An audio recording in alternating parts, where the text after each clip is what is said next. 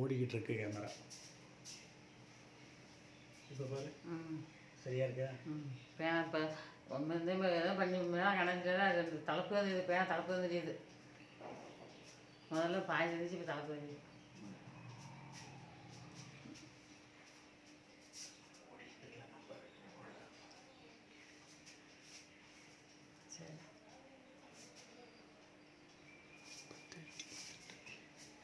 சரி ஓடிட்டது, முன்னாடியே ஓடிக்கிட்டு இருக்கு, எப்படியே கைப்பட்டு ஓடிடுச்சு.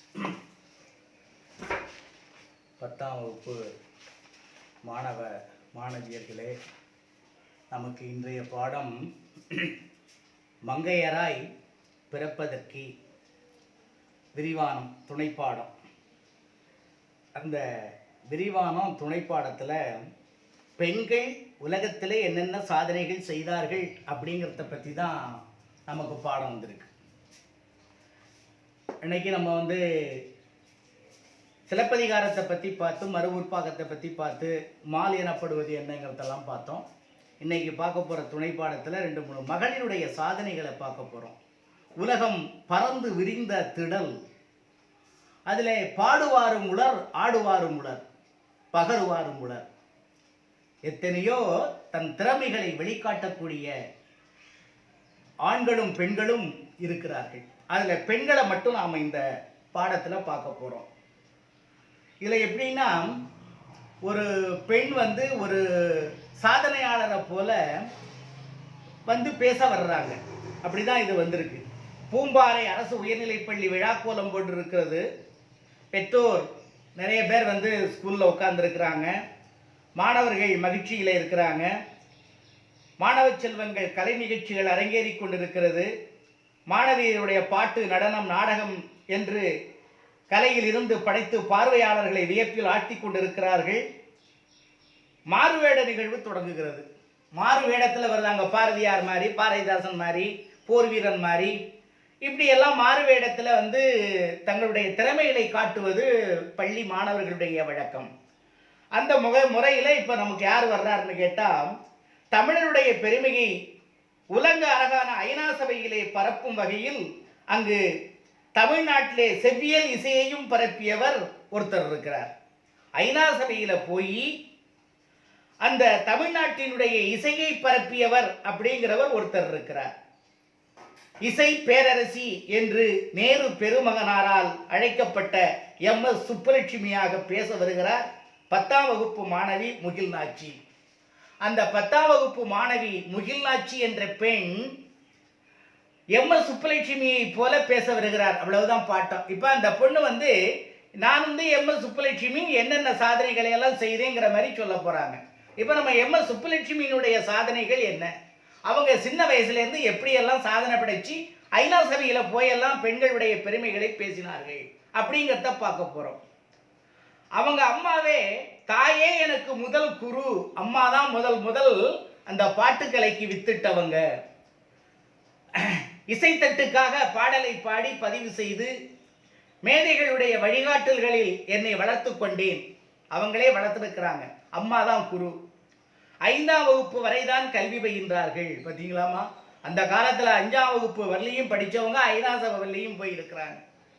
இந்த காலத்தில் ஆல்பாஸ் போட்டு எல்லாரையும் மேலே தூக்கி தலையில் வச்சுக்கிட்டு எவ்வளவுதான் என்ன படித்தாலும் அதுக்கு எந்த திறமையும் அவங்கக்கிட்ட இருக்காது. பார், அந்த காலத்து கல்வி முறை எப்படி இருக்குன்னு பார். 5ஆம் வகுப்பு வரை தான் கல்வி பயிலும் வாய்ப்பு கிட்டியது. 17 வயதில் சென்னை மியூசிக் அகாதமியில் மேதைகளுக்கு முன்பாலே கச்சேரி செய்து பாராட்டி பெற்றவர். 17 வயசு, +2 படிக்கிற வயசில் பாராட்டு மேடை ஏறிட்டாங்க. 5 வயசுலையும் படித்தவங்க. அதுக்கு மேலே பாட்டு மட்டும் படித்தாங்க, வேற பள்ளிக்கூடம் போகல. திரைப்படத்தில் நடிக்கக்கூடிய வாய்ப்பெல்லாம் சுப்புலட்சுமி அம்மாவுக்கு வந்தது. மீரா திரைப்படம் மிகப்பெரிய வெற்றியை தந்தது. அது அவங்களுக்கு கடைசி திரைப்படமாக அமைந்தது. பாராட்டுக்களை எல்லாம் பெற்றார்கள். அதில் பிருந்தாவனத்தில் கண்ணன் அப்படிங்கிற பாட்டை ரொம்ப பாடுனாங்க. பிருந்தாவனத்தில் கண்ணன், அதாவது யமுனை நதிக்கரையிலே பிருந்தாவனம் இருக்கு, அங்கே ஒரு கண்ணன் கோயில் இருக்கு. அங்கேதான் மீரா என்று வடநாட்டிலே தோன்றிய ஒரு பெண் கண்ணனையே தன்னுடைய காதலனாக நினைத்து கடைசியாக கண்ணன் திருமணமே செய்து கொள்ள மாட்டேன் என்று பிடிவாதம் செய்து ஒரு அரசனை திருமணம் செய்து அந்த போரிலே அவன் செத்த பிறகு அந்த அரசனுடைய தம்பி மீராவை வீட்டை விட்டு விரட்ட மீரா வந்து யமுனை நதிக்கரையிலே பிருந்தாவனத்திலே கண்ணன் நினைவாகவே நின்று கண்ணன் சிலை இரண்டாக பிளக்க தன்னை அதற்குள் அடக்கம் செய்து கொண்டாள் என்பது அந்த வடமொழி காவியத்தினுடைய கதை. அந்த ஒரு நாள் இரவுல கண்ணனே தன்னை திருமணம் செய்து கொண்டதாகவே தன் தாயினிடத்திலே கனா சொல்லுகின்றாள். ஆலமரங்கள் அடர்ந்து வளர்ந்ததொரு சோலை, சோலை நடுவாக நீலமணி நீர் நிறைந்த குளம் ஒன்றும் காலையிடும் முன் கனா கண்டேன் அம்மா நான். வேதியர் கூட என்னை அகமுடையனாக என் கையை பிடித்து இழுக்க கனா கண்டேன் அம்மா நான். எனக்கு திருமணம் வேண்டாம், கண்ணனே என்னை திருமணம் பண்ணிக்கிட்டான்னு சொல்லி மீரா இருந்தா அந்த மீராவினுடைய பாட்டை, அது மேலே மேலே போயிடக்கூடாது, அதில் அந்த மீராவினுடைய பாட்டை பிருந்தாவனத்திலே கண்ணன் முதலிய பாடல்களை மிகப்பெரிய வரவேற்பு இந்த எம்எஸ் சுப்புலட்சுமி அம்மாவுக்கு. அவ்வளோ அருமையாக அந்த பாட்டை பாடினாங்க. நேரு, சரோஜினி நாயுடு போன்ற பெரியோர்கள் எல்லாம் பாராட்டி இந்த அம்மாவுக்கு பரிசு வழங்கின காலம் உண்டு முன்னாடி. ஒரு முறை காந்தியடிகளை தில்லியில் சந்தித்த போது ரகுபதி ராகவ ராஜாராம் என்ற பாடலை பாடி அவங்கள் பாராட்டி பெற்றார்கள். அது காந்தியடிகள பாடல ரகுபதி ராஜாராம் என்ற பாட்டு மிக மிக முக்கியமான பாட்டு காந்தியடிகள். ரகுபதி ராகவ ராஜாராம் பதீத பாவன சீதாராம் பஜமன பியாரே ராமரஹிம் பஜமன பியாரே கிருஷ்ணஹரிம் ஈஸ்வரா ஹல்லால் தேரே நாம் சப்போ சன்மதி தே பகவான் ரகுபதி ராகவ ராஜாராம் பதீத பாவன சீதாராம். இந்த பாட்டு இறைவணக்க பாட்டு. இந்த இறைவணக்க பாட்டை காந்தியடிகளுக்கு முன்னால சந்திச்ச போது பாடி பாராட்டை பெற்றவர். அதே போல மீரா எழுதிய பாடல் ஒன்றையும் குறிப்பிட்டு பாட சொன்னார். அதில் பயிற்சி செய்து 1947 காந்தியடிகள் பிறந்த நாளன்று அந்த பாடலை ஹரிதும் ஹரோ என்று சொல்லக்கூடிய அந்த பாடலை மீரா பஜன் பாடலை பாடி சிறப்பு பெற்றார். இப்படியெல்லாம் அந்த அம்மையார் வடநாடுகள்லாம் சென்று பாடி அந்த பெண்கள் என்ற துறையிலே பாடல் துறையிலே எம்எஸ் சுப்புலட்சுமிங்கிறவங்க மிகப்பெரிய ஆள். அவ்வளவுதான். 1954 தாமரையணி விருது பெற்ற போது என்னை தொட்டு தடவி பாராட்டிய பார்வை இழந்த ஹெலன் கெல்லர். ஹெலன் கெல்லர் என்பவர் பார்வை இழந்தவங்க. அவங்க தொட்டு தடவி சுப்புலட்சுமி அம்மாவை பாராட்டி இருக்கிறாங்க. 1963 இங்கிலாந்து, 1967 ஐநா சபை, அங்கெல்லாம் இவங்க போய் பாடி தமிழகத்தினுடைய பெருமையையும் தமிழ் மொழியின் பெருமையையும் பாடல்களுடைய பெருமையையும் நிலைநாட்டிய அம்மையார். அதே ஆண்டில் என்னுடைய குரலில் பதிவு செய்யப்பட்ட வெங்கடேச சுப்ரபாதம் திருப்பதியில் ஒலிங்க தொடங்கியது. வெங்கடேச சுப்ரபாதம் என்பது வெங்கடேச சுப்ரபாதம் எல்லாரும் விரும்பி கேட்கக்கூடிய பாதம். அந்த சுப்ரபாதத்தை இவங்க பாடி அதை திருப்பதியில் போட்டாங்க. இவ்வளவு பெருமைக்கு உரியவர் எம்எஸ் சுப்புலட்சுமி அப்படின்னு முகில் நாச்சி வேடத்தில், சுப்புலட்சுமி வேடத்தில் வந்த முகில் நாச்சி இதையெல்லாம் சொல்கிறாங்க. அங்கே 1974 நோபல் பரிசுக்கு இணையான மகேசே விருது என்று இசைக்கு கிடைத்த மகுடம். இந்த விருது பெறும் முதல் இசைக்கலைஞராக சுப்புலட்சுமி அம்மா தேர்ந்தெடுக்கப்பட்டார். தமிழ், தெலுங்கு, கன்னடம், சமஸ்கிருதம், மலையாளம், இந்தி, மராத்தி, குஜராத்தி ஆகிய எல்லா மொழிகளிலும் ஆங்கிலத்திலும் கூட பாடியிருக்கிறார்கள். பாருங்க, அந்த மொழியப்படி இந்த மொழியப்படி அந்த மொழியப்படின்னு நம்மளை மொழியை படிக்க சொல்லி கட்டாயப்படுத்துகிற இந்த காலம். அந்த காலத்தில் பாரு, அவங்களா அவ்வளோ மொழியை படிச்சிருக்கிறாங்க. யாருக்கு விருப்பம் வந்தாலும் எல்லா மொழியும் படிக்கலாம், யாரும் தடை செய்ய மாட்டாங்க. ஏன் படிக்கிறான்னு யாரையும் கேட்க மாட்டாங்க. அப்போ சுப்புலட்சுமியார் இவ்வளோ மொழிகளை படித்து இந்த மொழிகளில் பாடல்களை எல்லாம் பாடி இருக்கிறாங்க. அது மாதிரி நம்ம நிறைய மொழிகளை படிக்கலாம், வாய்ப்பு கிடைச்சா படித்து அதில் பாண்டித்தியம் பெற்று அதில் புகழ் பெறுவதில் என்ன கஷ்டம் இருக்குது? வற்புறுத்தக்கூடாது, கட்டாயப்படுத்தக்கூடாது. படி இந்திய மாமணி விருதளித்து என்னை சிறப்பித்தார்கள். இதுக்கெல்லாம் அவ்வளோ பெரிய மொழிகள்லையும் இந்திய மொழிகளில் பாடல் பட்டி தமிழ், தெலுங்கு, கன்னடம், சமஸ்கிருதம், மலையாளம், ஹிந்தி, மராத்தி, குஜராத்தி எவ்வளோ மொழிகளில் ஆங்கிலத்தில் கூட பாட்டு பாடின அம்மாவுக்கு இந்திய மாமணி விருது கொடுத்தாங்க. என்னுடைய பல இசை கச்சேரிகள் ஏதாவது ஒன்று நன்கொடைக்காக மட்டுமே கச்சேரி. நல்லா பார்ப்பா, இப்போ எதா இருந்தாலும் தனக்கு தான் காசு. ஆனால் இவங்க என்ன பண்ணுறாங்க, இன்னைக்கு பட்டுக்கோட்டையிலே திலகத்திடலில் ஒரு கச்சேரி அம்மா நடத்துகிறாங்கன்னா அந்த பணத்தை வாங்கி ஒரு அமைப்புக்கு கொடுக்குறாங்க, டொனேஷன் கொடுக்குறாங்கப்பா. இல்லை விடுதி யாரோ ஒரு கண் பார்வை இழந்த பிள்ளைகளுடைய விடுதி அவங்களுக்கு கொடுக்கறது, அல்ல ஊனமற்றவருடைய ஒரு விடுதிக்கு கொடுக்கறது, அனாதை இல்லத்துக்கு கொடுக்கறது, இப்படி ஏதாவது ஒருவருக்கு நன்கொடைக்காக தான் இவங்க கச்சேரி நடத்தினாங்களே தவிர கச்சேரி நடத்தி தான் வசதியாகலை.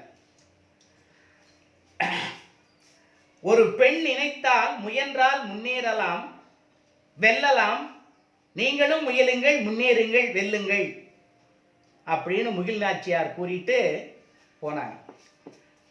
தொகுப்பாளர் சொல்றார், தாழம்பூ முடிஞ்சுமா அவங்கள பற்றிய செய்தி. அடுத்தது, தாழம்பூ குங்குமம் இட்ட மலர்ச்சியான முகம், புன்னகை தவிர நீல பட்டுப்புடவையின் ஒளியில் வெள்ளிக்கம்பிகள் மின்னுவது போல தலைமுடியில் இடையிடையே வெள்ளி முடி கையில் வாங்கி ஒலி வெளியில தெரிய தம்பூரா சுருதி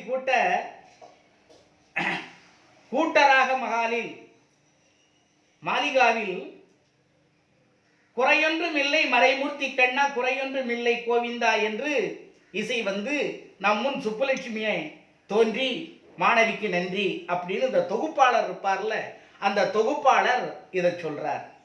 குறையொன்றும் இல்லை மறைமூர்த்தி கண்ணா குறையொன்றும் இல்லை கோவிந்தா என்று இசை வந்து நம் முன் சுப்புலட்சுமி, அப்படியே அந்த அம்மா மாதிரியே இந்த பொண்ணு அவளை அழகா பாடி அந்த சபையை அந்த அம்மாவுக்காக அந்த மாறுவேட போட்டி அது முடிச்சிச்சு. அடுத்தபடியாக நம் நிகழ்வில் அடுத்ததாக பொதுவெளியில் ஆடுவது வரப்போறது யாருன்னு கேட்டீங்கன்னா பால சரஸ்வதி. வெளியில பப்ளிக்ல வந்து டான்ஸ் ஆடுறது தப்பு அப்படின்னு ஒரு காலத்துல இருந்துச்சு.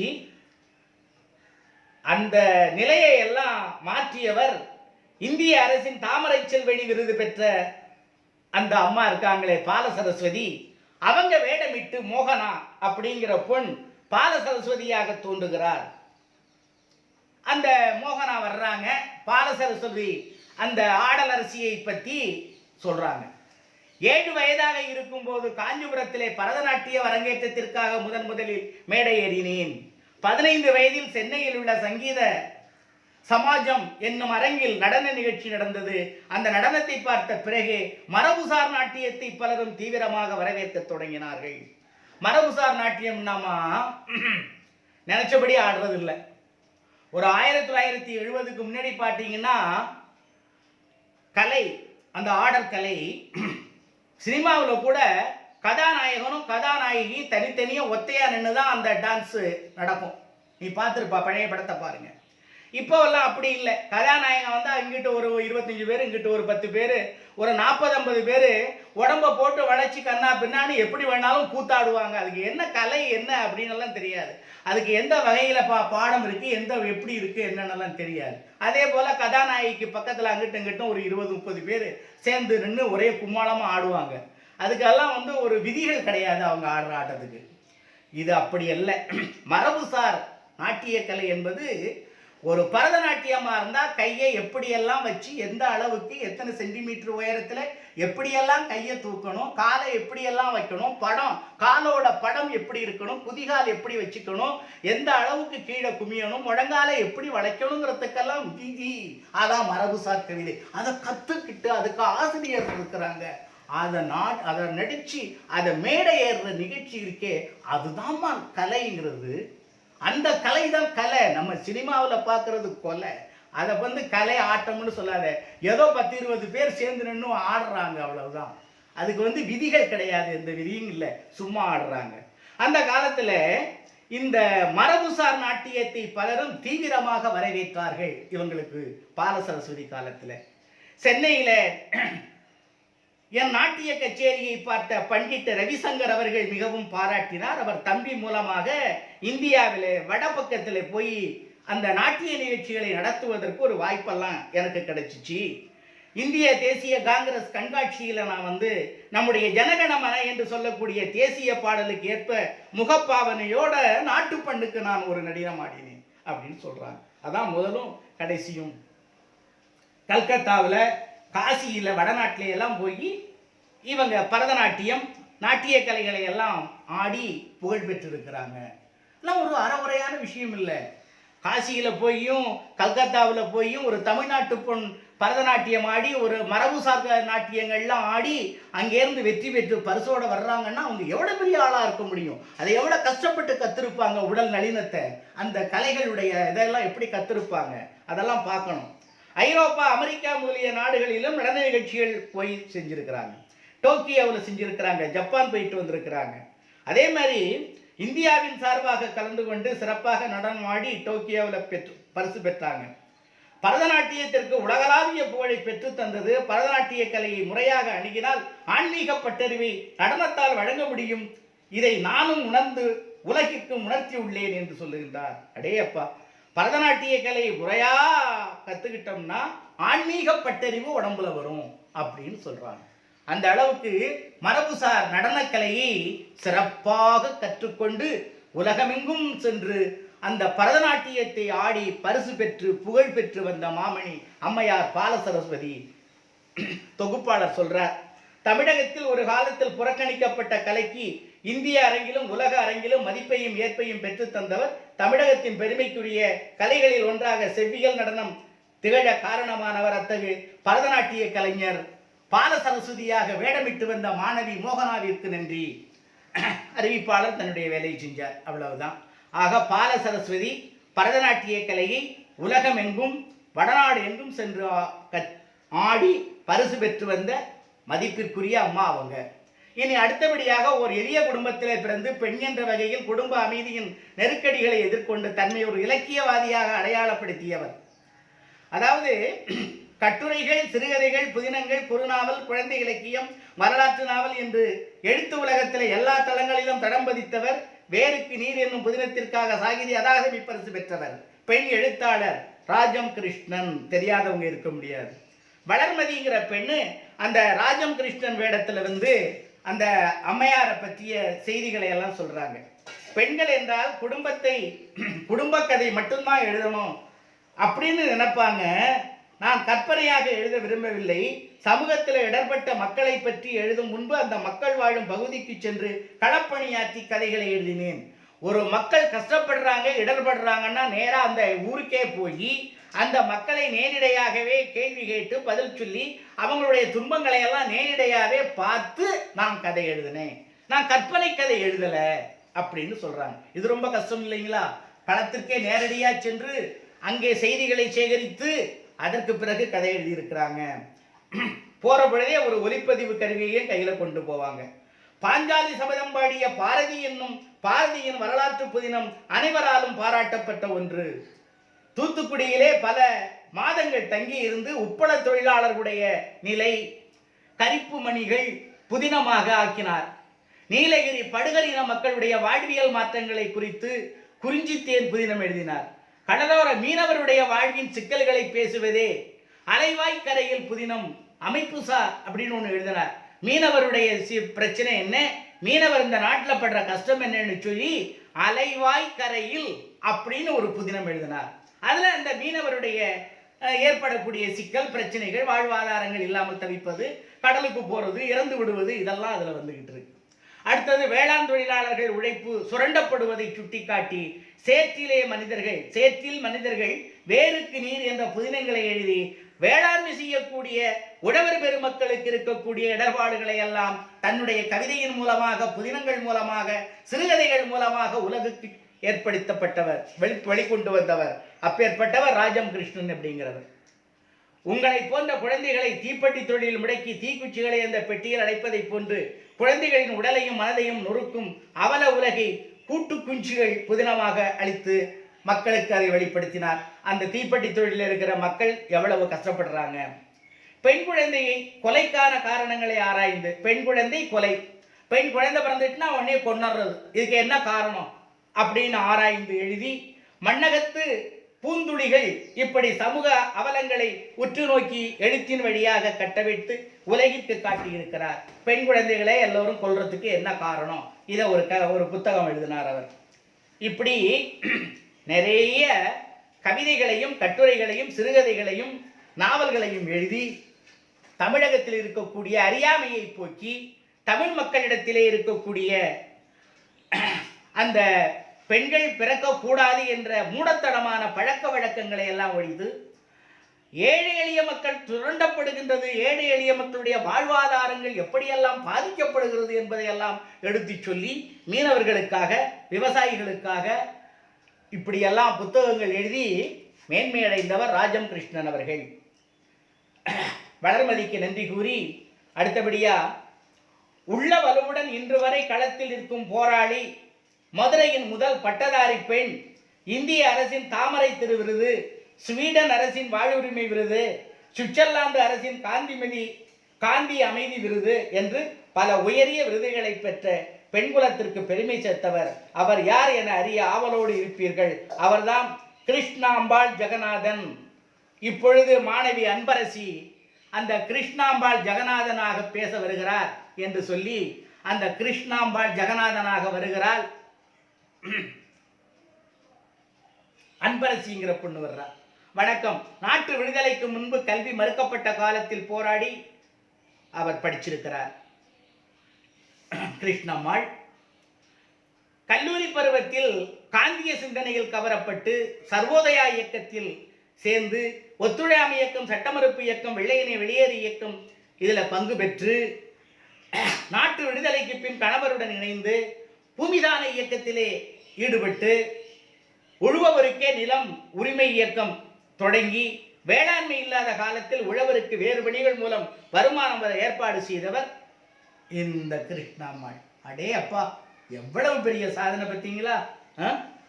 ஒத்துழையாமை இயக்கம், சட்டமறுப்பு இயக்கம், வெள்ளையனே வெளியேறு இயக்கம், கணவரோட சேர்ந்து பூமிதான இயக்கம், உழுவவங்களுக்கு தான் நிலஞ்சொந்தோங்கிற இயக்கம். அடாடாடா, அதாவட்டில் மக்களுக்கு வாற்றிய தொண்டுகள் இந்த அம்மையாரால் அளவிட முடியாதது. உங்களுடைய ஆற்றலை நீங்களே உணருங்கள், உங்களால் எதையும் சாதிக்க இயலும் என்பதுதான். உடனே தொகுப்பாளர் சொல்றார், கிருஷ்ணாம்மாளை கண்முன்னே கொண்டு வந்து மாணவி அன்பரசி நிகழ்த்தி இருக்கிறார்கள். இன்றைய மகளிர் நாள் விழா மிக சிறப்பாக நடந்து கொண்டிருக்கிறது. முத்தாய்வாக இந்த விழாவை மேலும் மெருகேற்ற மண்ணின் மனம் கமிழ வருவோர் பள்ளி பருவத்தில் பாடம் பயிலாவிட்டாலும் பட்டறிவால் இவர் கற்றுக்கொண்டவை ஆயிரம் ஆயிரம் ஆயிரம் ஆயிரம். எழுத படிக்க தெரியாத இவரை பற்றி எழுதாத ஊடகங்களே இல்லை.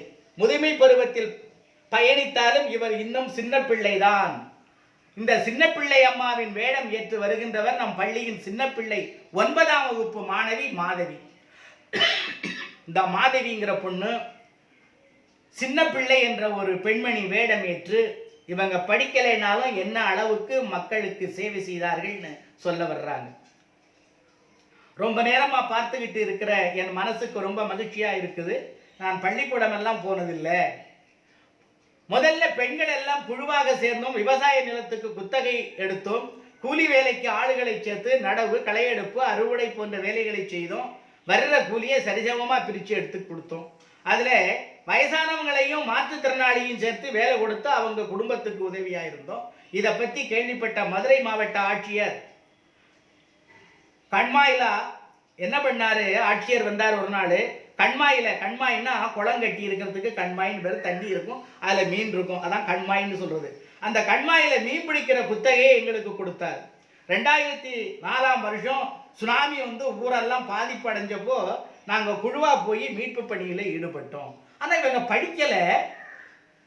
படிக்காம இருந்த காலத்திலையும் விவசாயத்தை குத்தகைக்கு நிலத்தை வாங்கி எடுத்து கூலி வேலைக்கு ஆளுகளை சேர்த்துக்கிட்டு போய் நடவு நடுறது, களை எடுக்கிறது, அறுவடை செய்கிறது, வர்ற கூலியை பிரிச்சுக்கிறது, அதில் முதியவங்களையும் சேர்த்துக்கிறது, ஊனமானவங்களையும் சேர்த்துக்கிறது, அவங்களுக்கும் சரி சம்பளம் கொடுக்கறது, அவங்க குடும்ப வாழ்வாதாரம் கெட்டு போகாமல் அவங்க குடும்பத்தை இவங்க காப்பாற்றி இருக்கிறாங்க. சுனாமி காலத்தில் குழுவா போய் மீட்பு பணியெல்லாம் செஞ்சிருக்கிறாங்க. காசு சேர்த்து குழு ஒன்று ஆரம்பித்து களஞ்சியம் பேர் வச்சு 10 பேரோட ஆரம்பித்த மகளிர் குழு இன்னைக்கு பல மாநிலங்களுக்கு போய் பல லட்சம் பேரோட வேலை செய்து எத்தனை பேரோட குடும்பம் இன்னைக்கு வாழ்ந்துகிட்டு இருக்குங்கிறதுக்கு இந்த சின்ன பிள்ளைம்மா தான் ஒரு காரணம். வேற என்னென்ன நான் சொல்றது, பொறுப்புக்கு ஒரு பொருள் கிடைக்கிற மாதிரி வேலை செஞ்சா நீங்க எல்லாம் நல்லா படிக்க உங்க வீட்டுக்கும் நாட்டுக்கும் நல்லது பண்ணுங்க. ஆக படிக்காமலேயே மாட்டு மக்களுக்கு சேவை செய்தவங்க சின்ன பிள்ளையம்மா. டெல்லியில விருது வாங்கும் போது சின்ன பிள்ளையம்மா மதுரை சின்ன பிள்ளைன்னு ஒரு கூப்பாடு போட்டாங்க. அங்க உடனே கணீர்னு இந்த அம்மா போய் நாட்டுக்கே பெரிய தலைவர் அவரு, விருதை கொடுத்துட்டு பொசுக்குன்னு என் காலில் விழுந்துட்டாரு, எனக்கு மேலுகாலெல்லாம் ஆடி போச்சு, நான் போயிட்டு வர்றேன், கண்களை தொடச்சிக்கிட்டு வந்தார். அந்த அளவுக்கு கீழ்நிலையில் இருக்கக்கூடிய ஏழை எளிய பாட்டாளி மக்களுக்கு உதவிகரமாக ஒரு திட்டத்தை வகுத்து குழு அமைச்சு வேளாண்மைகளை எல்லாம் செய்து மக்களுக்கு வழிகாட்டியவர்கள், பிழைப்புக்கு வழிகாட்டியவர்கள் அந்த சின்ன பிள்ளையம்மா. நாம் இந்திய நாட்டு நடுவன் முதன்மை அமைச்சராக இருந்த மாண்புமிகு வாஜ்பாய் அவர்களினுடைய கைகளால் பெண்ணாற்றல் விருது ஸ்திரீ சக்தி பிரசர்கார் பெற்றதோடு தமிழக அரசின் ஔவை விருது, தூர்தர்ஷன் அந்த பொதிகை விருது, அப்புறம் அண்மையில் இப்போ தாமரை திரு விருது, இதெல்லாம் தமிழகத்துக்கு பெருமை சேர்த்திருக்கிறார்.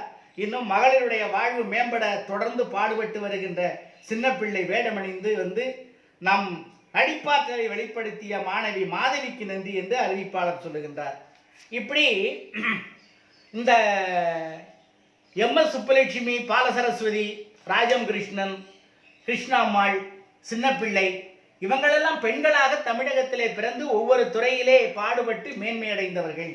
இவர்களை போல இன்னும் சொல்லிக்கிட்டே போனால் நிறையா போகலாம் பாரு. கல்பனா சாவ்லா உனக்கு தெரியும். இன்னைக்கு பாரு, முக்கியமான செய்தி உனக்கு சொல்லணும். சமீபத்தில் நடந்த அமெரிக்க ஜனாதிபதி தேர்தலில் நம்ம மன்னார்குடி பக்கத்தில் இருக்கக்கூடிய பிறந்து அந்த ஊரில் போய் சிட்டிசனாக இருக்கக்கூடிய கமலா ஹாரிஸ் இன்னைக்கு துணை ஜனாதிபதியாக அமெரிக்காவில் தேர்ந்தெடுக்கிறாங்கன்னா அது எவ்வளவு பெருமை, தமிழகத்துக்கு பெருமை. மன்னார்குடி மக்களெல்லாம் வெடிவெடிச்சு அதை வரவேற்கிறாங்க. அதில் நம்மளும் பங்கு கொண்டோம்னு நினச்சிக்கணும். அப்போ இந்தியாவை விட்டு அவங்க அமெரிக்கா போனாங்கன்னா அவங்க அந்த நாட்டையே தாய்நாடாக எடுத்துக்கிட்டு அந்த நாட்டு மக்களுக்கு அந்த மக்களுக்கே உழைக்கிறாங்க. அப்போ தானே அவங்க ஓட்டு போட முடியும். அங்கே போய் தமிழ்நாடு மன்னார்குடின்னு சொல்லிக்கிட்டு இருந்தால் யார் ஓட்டு போடுவா? அப்போ நம்ம யாதும் ஊரே யாவரும் கேளீர் அப்படின்னு சொல்லுகின்ற அந்த வார்த்தைக்கு ஏற்ப நம்ம மாறிக்கணும். எந்த நாட்டுக்கு எந்த இடத்துக்கு எங்கே போனாலும் அந்த ஊர் மக்களுக்காக, அவங்களுக்காக, அங்கே இருக்கக்கூடிய ஏழை எளிய மக்களுக்காக நாம் பாடுபட்டாதான் நம்மளை 4 பேர் மதிப்பாங்க. அப்போ கமலா ஹாரிஸ் இன்னைக்கு தமிழகத்தில் மன்னார்குடியில் பிறந்த பூர்வீகத்தை கொண்டவங்க. இப்போ அந்த ஊர் சிட்டிசனாக இருந்துக்கிட்டு பாரு, அவங்க ஒரு துணை ஜனாதிபதியாக இருக்காங்க. அதெல்லாம் ஒரு பெரிய சாதனை தானம்மா. அதே மாதிரி இன்னொரு நாட்டில் ஒரு பிரதமர் பெண்ணாக தான் இருக்கிறாங்க. அங்கே தமிழகத்தில் போகிறவங்க உறுப்பினராக தேர்ந்தெடுக்கப்பட்டிருக்கிறாங்க. அதெல்லாம் பேப்பர் தினம் பாருங்கள், அது நிறைய விஷயங்கள் இருக்குது. அப்போ அந்த வடநாட்டு போரில் வேலுநாச்சி, தாந்தியா தோபி அவங்கெல்லாம் பெரிய சாதனை படைச்சவங்க தான். நம்ம இந்திரா காந்தி இந்தியாவில் பிறந்து பிரதமராக பெரிய பெரிய சாதனைகளை செஞ்சவங்க தான். பாடல் துறையில் இன்னைக்கு நிறைய பேர் இருக்கிறாங்க. அதாவது ரமணியம்மாள், கேபி சுந்தரம்மாள்லாம் போயிட்டாங்க. பறவை முனியம்மாவெல்லாம் கிராமப்புற பாடல் பாடி பெருமை பெற்றவங்க. எல்ஆர் ஈஸ்வரி, சுசீலா இவங்கெல்லாம் பின்னணி பாடகியாக இருந்து பெருமை பெற்றவங்க. பெண்களெல்லாம் நாட்டில் பிறந்து எவ்வளோ ஒரு துறையில் அவங்க பணியாற்றி இந்த நாட்டுக்கும் பூமிக்கும் மக்களுக்கும் சேவை செய்துக்கிட்டு தான் இருக்கிறாங்க. அப்படிப்பட்ட பெண்கள் நாட்டில் இன்னும் பிறக்கணும், இன்னும் வளரணும், இன்னும் பெரும் பெரும் பதவிகளில் போகணும்.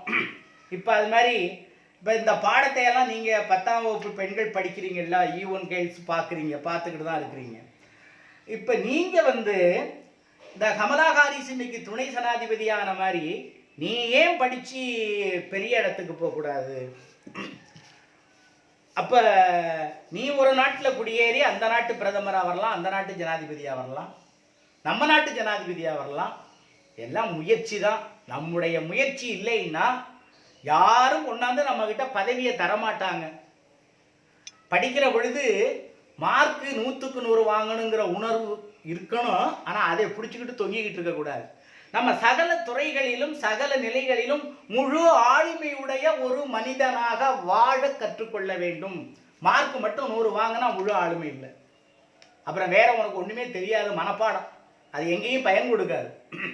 முழு ஆளுமை உடைய மனிதனாக நாம் மாறணும். இந்த காலத்தில் பெண்கள் தான் நாட்டையே ஆண்டுகிட்டு இருக்கிறாங்க, அறிவுடைய மக்களாக வாழ்ந்துக்கிட்டு இருக்கிறாங்க. நம்ம பையன் தான் கேட்டரிங் டெக்னாலஜி படித்து மனைவிக்கு வேலைக்கு கொண்டு விடுறதும் சமையல் பண்ணுற வேலையும் இவன் பார்த்துக்கிட்டு இருக்கிறாங்க. இவன் என்னைக்கு படிச்சுட்டு வேலைக்கு போக போகிறான்? அப்படி ஒரு பிரிவு இருக்குது இன்னைக்கு ஊரில். அதனால் பெண்களாகிய நீங்கள் அந்த மதிப்பெண்ணுக்கு மட்டும் படிக்கிறதா இருக்கக்கூடாது. முழு ஆளுமை உடைய ஒரு பெண்ணாக படித்து இன்னைக்கு ஸ்ரீஹரிகோட்டாவில் நேற்று பார்த்தீங்கன்னா பிஎஸ்எல்வி 49 அது புவி கண்காணிப்பு செயற்கைக்கோளை கொண்டுகிட்டு போகுது. EOS 1 10 செயற்கைக்கோளை கொண்டுகிட்டு போகுது. 10 இடத்துல வைக்கும்போது பாரு, அதுலேயும் பெண்கள்லாம் பணியாற்றுறாங்க. அப்போ அதுக்கெல்லாம் நீ நல்ல ஆங்கிலத்தில் படித்து பெருமை பெற்று அதை நோண்டி செல்ல நோண்டிக்கிட்டு இருக்காது. அந்த மொழியை நோண்டி அறிவியலை நோண்டி சந்தேகத்தை தீர்த்து மேலே மேலே மேலே நம்ம படிச்சுக்கிட்டே இருந்தோம்னா நமக்கு வந்து கிடைக்க வேண்டியது வந்துக்கிட்டே இருக்கும். அதுக்காக நாம் வேறு வேலைகளை சிந்தனையில் விட்டுட்டு பண்ணிக்கிட்டு நமக்கு மார்க் வரல, அது வரல, இது வரலன்னெல்லாம் சொல்லக்கூடாது. படிங்க முதல்ல. இப்போ இன்னைக்கு பாடத்தில் நம்ம இவ்வளோ பெண்களை பற்றி படிச்சிருக்கிறோம், இவ்வளோ சாதனைகளை செஞ்சுருக்கிறோம். இதையெல்லாம் பார்த்து கேட்டு படிச்சுக்கிட்டு அதுக்கு அடுத்தபடியாக இன்னும் ஒரு கொஞ்சோண்டு இலக்கணத்தில் கொஞ்சோண்டு இன்னைக்கு சேர்த்து பார்த்தரணுமா. அந்த இலக்கணத்தில் பார்க்குற பொழுது என்னன்னு கேட்டீங்கன்னா, உனக்கு புறப்பொருள் இலக்கணம். என்னது? புறப்பொருள் இலக்கணம்.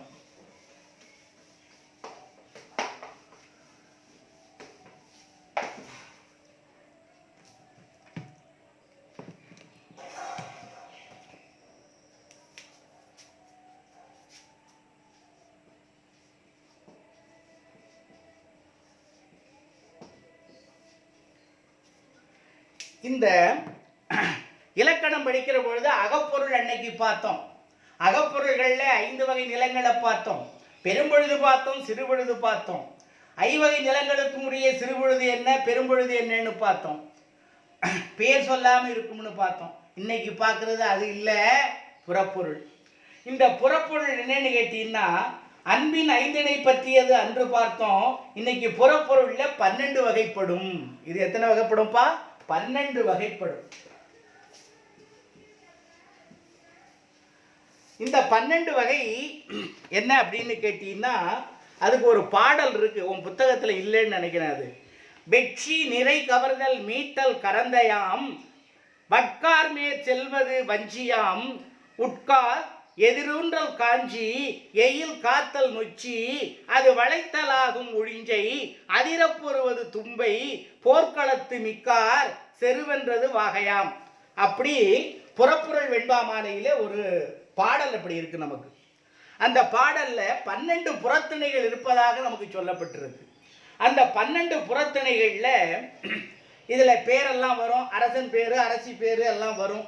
இது அகத்திணை இல்லை, புறத்திணை. இந்த 12 புறப்பொருள் பற்றியது அப்படின்னு சொன்னா, இதுல முதல் திணை என்னன்னு கேட்டா வெற்றி திணை.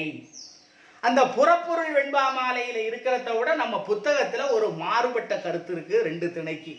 நான் இருந்தாலும் புறப்பொருள் வெண்பாமாலையில் உள்ளத்தை தான் நான் முதல்ல சொல்ல போறேன்.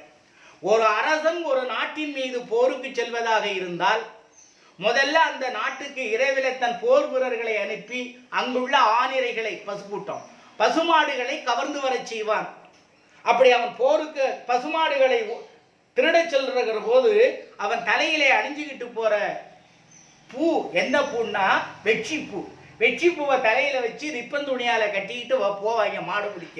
அப்ப அந்த நாட்டு மக்கள் அந்த தலையில இருக்கிற பூவை பார்த்துட்டு பசுமாடு ஓட்ட வந்துட்டானே அப்படின்னு சொல்லுவாங்க. அதான் வெற்றி திணை. நம்ம புத்தகத்துல என்னமோ சுருக்கமா சிறு குழுக்களாக இருப்பாங்க, ஆணிரைகளை கவர்வதற்காக போவாங்க. அப்படி ஆணிரைகளை கவர போறவங்க வெற்றி பூவை சூடி செல்வாங்கன்னு போட்டிருக்கு. இது மன்னருக்குரியதுதான் வெற்றி பூ. அந்த பசு கூட்டங்களை கவர செல்வது சண்டைக்கு வலிவம்புக்கு போறது. அப்ப போய் இவன் வெற்றி பூவை சூடிக்கிட்டு போய் பசுமாட்டை ஓட்டிக்கிட்டு வந்துடுறான். ராத்திரிக்கு காலையில போய் ராஜா வீட்டுல மக்கள் சொல்றாங்க, இது மாதிரி அந்த நாட்டு அரசர் ஆட்கள் பசுக்களை கவர்ந்து சென்று விட்டார்கள்னு சொன்ன உடனே அதை மீட்டு வருவதற்கு அந்த நாட்டு அரசன் போர் வீரர்களை மறுநாள் அனுப்புகிறான். அவ்வாறு மறுநாள் அனுப்புகின்ற பொழுது அதுக்கு கரந்தை திணையது. அவன் அங்கேருந்து வர்றவன் என்ன பண்ணா, அந்த ஓட்டி சென்ற பசுமாடுகளை எல்லாம் மீட்டு வருவதற்காக செல்வன் கரந்தை பூவை தன் தலையிலே சூடி சென்று எத்தனை பசுமாடுகளை ஓட்டி சென்றார்களோ அதையெல்லாம் கவர்ந்து கொண்டு வருவதற்கு செல்வான். சண்டை ஆரம்பிச்சிருச்சுன்னு அர்த்தம். அப்ப இதுக்கு கரந்தை திணை. அப்ப நிறை கவர்தல் வெற்றி, மீட்டல் கரந்தை.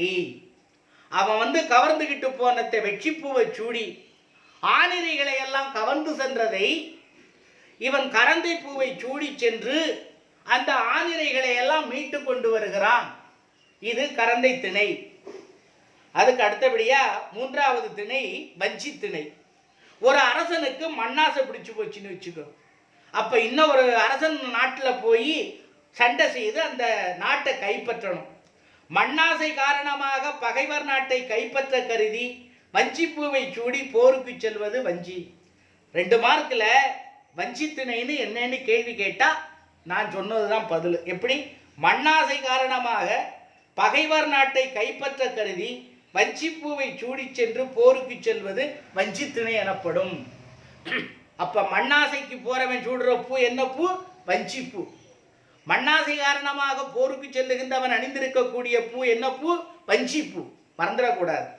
சரி, அடுத்தது காஞ்சி திணை. தன் நாட்டை கைப்பற்ற கருதி அவன் வஞ்சி பூவை சூடி ஒருத்தன் வர்றேன்னா அந்த நாட்டுக்காரன் என்ன, நீ வாடா, ஏன் நாட்டை நீ மண்ணாசை காரணமா நீ நாட்டை பிடிச்சிக்கணுட்டா இருப்பான்? இல்லை, இவன் என்ன பண்ணுவான், அப்படி கைப்பற்ற கருதி வந்த மாற்றரசனோடு காஞ்சி பூவை சூடி எதிர்த்து நின்று போரிட்டு தன் நாட்டுக்குள் வர விடாமல் அடிச்சு விரட்டுவான். அதுக்கு பேரு காஞ்சி திணை. வஞ்சிக்கு எதிர் திணை காஞ்சி திணை. இடையில கேள்வி வரும், வஞ்சிக்கு எதிர் திணை காஞ்சி. வஞ்சி பூவை சூடி மண்ணாசை காரணமாக போருக்கு செல்லுகின்ற பொழுது அந்த நாட்டு அரசன் காஞ்சி பூவை சூடி நாட்டு எல்லைக்குள் வரவிடாமல் தடுத்து நிறுத்தி போர்க்களத்தில் போர் நடக்கும். மண்ணாசையின் காரணமாக போருக்கு வந்த அரசனை படைகளை எதிர்த்து நின்று போர் புரிகின்றவர்கள் காஞ்சி பூவை சூடியிருப்பார்கள். அந்த திணைக்கு பேரு காஞ்சி திணை. அப்ப காஞ்சியின் எதிர் திணை வஞ்சி, வஞ்சியின் எதிர் திணை காஞ்சி. அடுத்தது நொச்சி. எயில் காத்தல் நொச்சி அப்படின்னு சொல்லியிருக்கிறோம். நொச்சிங்கிறது நம்ம ஊர்ல எல்லார் ஊர்லேயும் இருக்கும். வயல்ல இந்த எல்லை பொழிக்கு இப்போல்லாம் கல் போடுறாங்கல்ல, அதுக்கு முன்னாடி அந்த நொச்சியில தான் ஒரு குச்சியை வெட்டி வச்சோம்னா அது பிழைச்சிக்கும். அதான் நொச்சின்னு பேரு. எயில் காத்தல் நொச்சி அப்படின்னு சொல்றோம். இந்த பாரு, இது அரண்மனை. இந்த அரண்மனைக்குள்ள அரசன் அரசி ஆடவங்கள்லாம் இருக்கிறாங்க. இவங்களை சுத்திலும் ரவுண்டாவோ அல்ல 4 மூலை சதுரமாவோ எப்படியோ அரண்மனைக்கு என்ன இருக்கும்? மதில் சுவர் இருக்கும். அந்த மதில் சுவர் எப்படி வேணாலும் இருக்கலாம், அதை பற்றி ஒன்றும் இல்லை. மதில் சுவருங்கிறது எப்படி வேணாலும் இருக்கும், ரவுண்டாகவும் இருக்கும், இப்படியும் இருக்குன்னு வச்சுக்க. இதுக்குள்ள வீடு இருக்குது, அவ்வளவுதான்.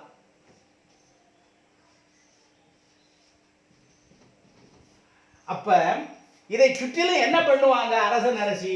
போர் வீரர்களை நிறுத்தி இந்த வீட்டுக்கு அரண்மனைக்கு பாதுகாப்பு. இவங்க வேலை என்ன வேலை?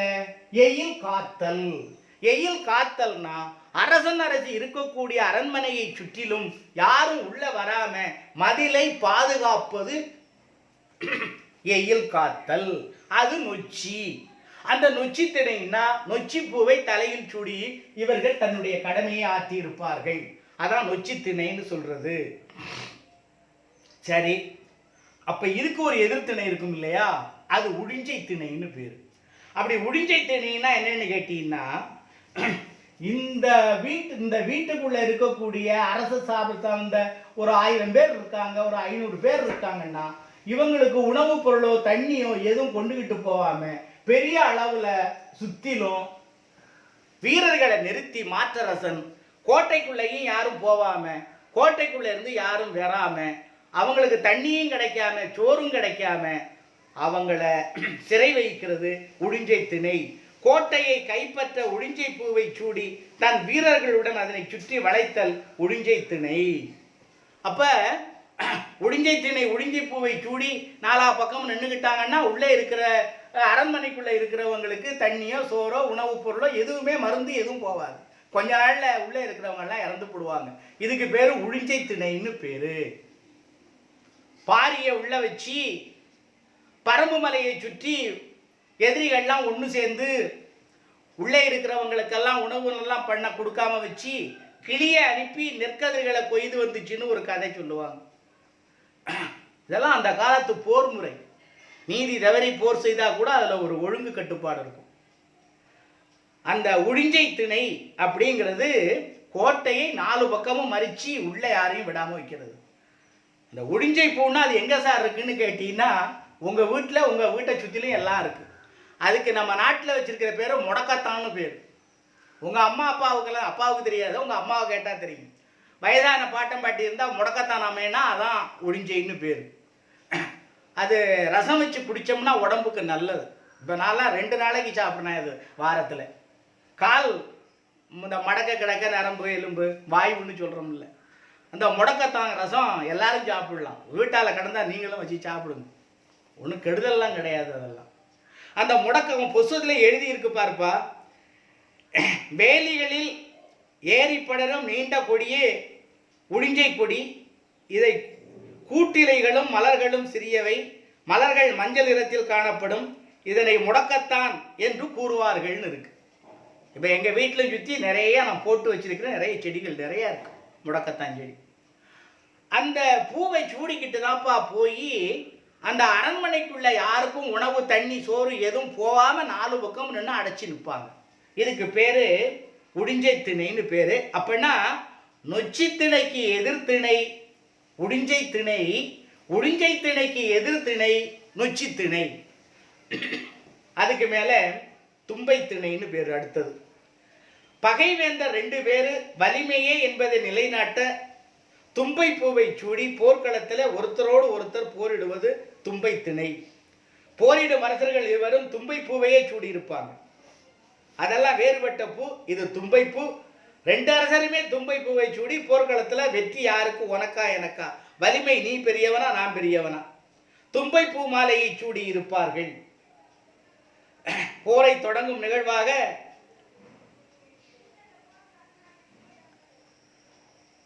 அப்படி இருந்தாலும் 2 பேருமே தும்பை பூவை சூடி, தும்பை நம்ம வீட்டால் உள்ள சரிதான், சின்ன சின்ன பூவா பூத்திருக்கும், மருந்துப்படி, அதெல்லாம் மருந்து செடி. அந்த 2 அரசர்களுமே தும்பை பூவை சூடி போருக்கு நின்னாலும் வெற்றி யாருக்கும் ஒருத்தருக்கு தானே. எவ்வளவு பலமா அவங்க போர் செய்தாலும் கூட கடைசியில் என்ன பண்ணும், வெற்றி 2 பேர்ல யாரோ ஒருத்தருக்கு தான்.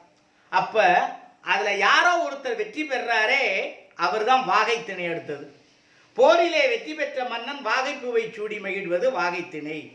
வாகை என்றாலே வெற்றி என்று பெயர். வாகை மரம் நம்ம கிராமங்களில் எல்லா ஊர்லேயும் இருக்கும். கலகல கலகல கலகலன்னு காத்தடிக்கிற போது சத்தம் கொடுக்கும் வாகை மரம்.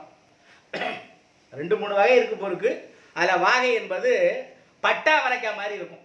அவரையில் வந்து பட்டா வரைன்னு ஒரு வாட்டி கடைக்கு காய் வரும். இப்போ அது பார்த்தீங்கன்னா இப்போ ஒரு மாதத்துக்கு முன்னாடி வந்துச்சு, கொஞ்சம் இடலமாக இருக்கும் பட்டா வரை. அந்த பட்டா வரை மாதிரி இன்னும் கொஞ்சம் நீளமாக இருக்கும் அந்த வாகையினுடைய விதையெல்லாம்.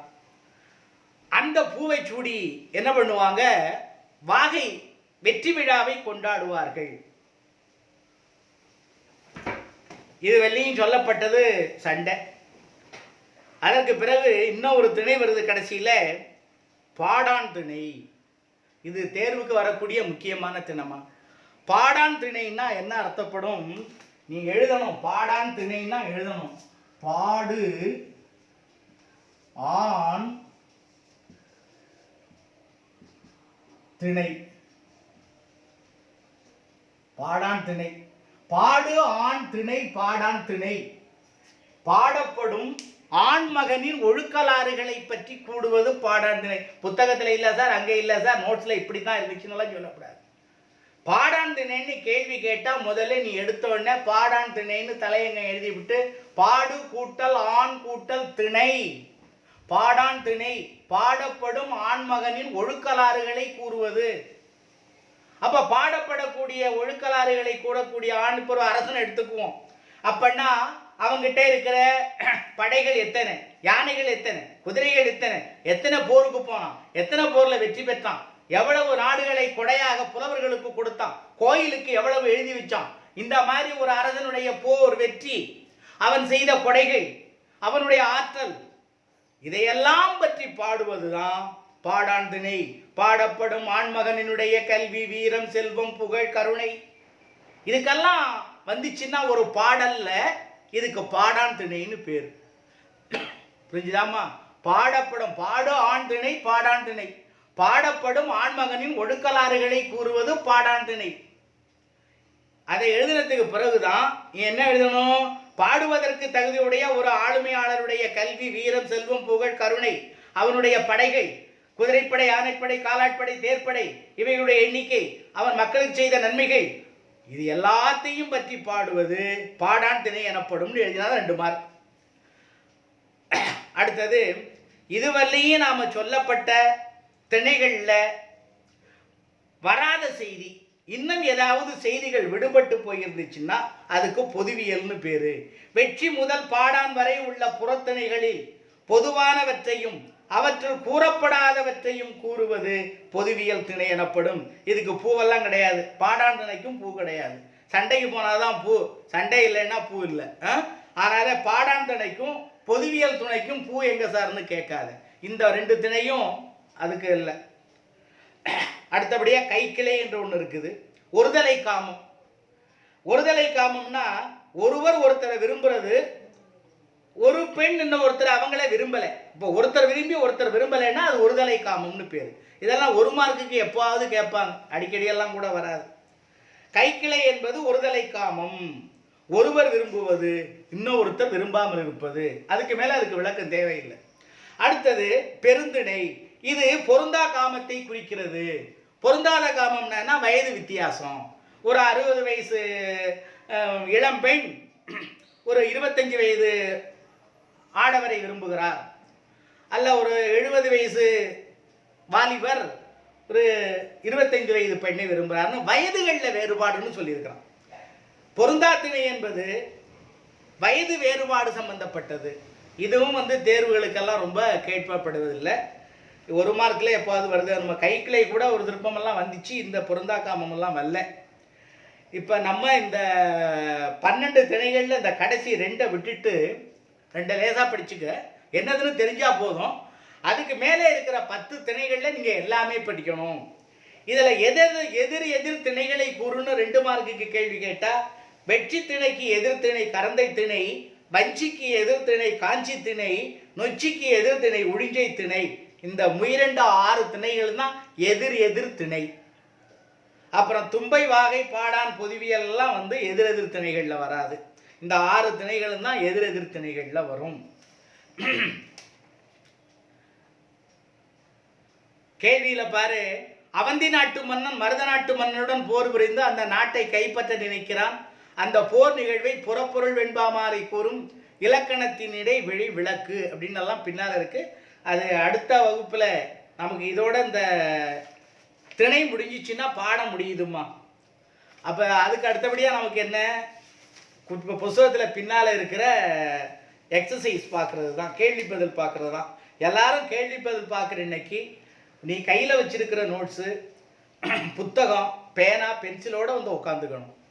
அப்போ தான் நான் என்ன பண்ண முடியும், உனக்கு புத்தகத்தில் இந்த 4ஆம் பக்கத்தை எடு, புத்தகத்தில் பக்கம் 178 இன்னது இருக்குது பற்றியா, அதை இன்னது பண்ணணும்னு சொல்ல முடியும். நான் கேள்வி பதில் நடத்துகிற பொழுது நீ வீட்டில் இது இருக்கிறியோ இல்லையோ, படிக்கிறியோ படிக்கலையோ, உனக்கு சந்தேகமெல்லாம் அதுக்கு பிறகு தான் வரும், தேர்வுக்கு பிறகு தான் வரும். அப்படியெல்லாம் இல்லாமல் எக்ஸசைஸ் நடத்துகிற இன்னைக்கு கண்டிப்பாக அந்த பாடம் என்னைக்கு அனுப்புகிறனோ நீ ரெடியாக எல்லாத்தோடையும் உட்காந்துருக்கணும், மறந்துடாத. இப்போ இந்த புறப்பொருள் வெண்பாமாலையே படிச்சுக்கோ. இந்த எதிரெதிர் திணைகள் சொல்லியாச்சு, பாக்கி திணைகளை பார்த்து என்னதுன்னு உன் புஸ்தகத்தில் உள்ளத்தை படி பார்த்துக்குவோம். அப்புறம் சாதாரணமாக பார்த்து படிச்சுக்கிடுங்க. பள்ளிக்கூடத்தை பற்றி என்ன ஏதுங்கிறதெல்லாம் ஒன்றும் தெரியலை. நம்ம 9ஆம் தேதி என்ன பண்ணியிருக்காருன்னு தெரியலை. சரி பார்ப்போம், அறிவிப்பு வரும். அறிவிப்பு வரந்தனி நீங்கள் படிக்கிறத குறைக்காதீங்க. அடுத்த தேர்வுகள் தேர்வை பற்றி உங்களுக்கு கொஞ்சோண்டு சொல்லணும். அடுத்த தேர்வு பேப்பரில் எழுதி என்கிட்ட கொடுத்துருங்க. தேர்வு வரும்போது நான் விளக்கமாக சொல்கிறேன். அதாவது பட்டுக்கோட்டை நகரத்தில் உள்ள மாணவ மாணவியர்கள், பட்டுக்கோட்டை நகரத்தை சுற்றிலும் இருக்கக்கூடிய மாணவ மாணவியர்கள் கிட்டக்க இருக்கிறவங்க தேர்வை எழுதி கேர்ள்ஸ் ஸ்கூலுக்கு முன்னால் மறுநாள் சாயங்காலம் 4 to 6 நான் உட்காந்துருக்கிறேன். என்கிட்ட யார் மூலமாவது கொடுத்துருங்க, அவ்வளோதான். ஏன்னா பேப்பரில் திருத்தினாதான் நீ அந்த தப்புக்கெல்லாம் நான் கண்டுபிடிச்சி உனக்கு மார்க் வைப்பேன். சும்மா திருத்துது 4க்கு 5க்கு 5 5க்கு 5ன்னு, அந்த பேப்பரில் திருத்தா உனக்கு 3 தான் வரும், 8க்கு உனக்கு 6 தான் வரும். விடுபட்ட கேள்விக்கு உள்ள கருத்தை என்னால் எழுத முடியலை. செல்லுக்குள்ளே எப்படி எழுதுவா, இன்னது விடுபட்டு போச்சு நல்லமா எழுத முடியுது, எழுதலை. சும்மா இப்போ ரேண்டமாக நீங்கள் படிச்சிருக்கிறீங்க, என்ன படிச்சிருக்கிறீங்கிறத ஒரு நிதானிக்க முடியுது.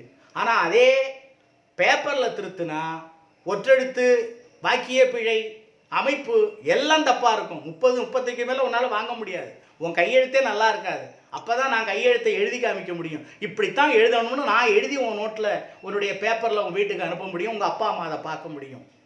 நீ எழுதியிருக்கிற எழுத்தெல்லாம் நான் ஒன்றும் சொல்ல முடியலை. அதில் செல்லுக்குள்ளே நீங்கள் எப்படி எழுதுறீங்கன்னு.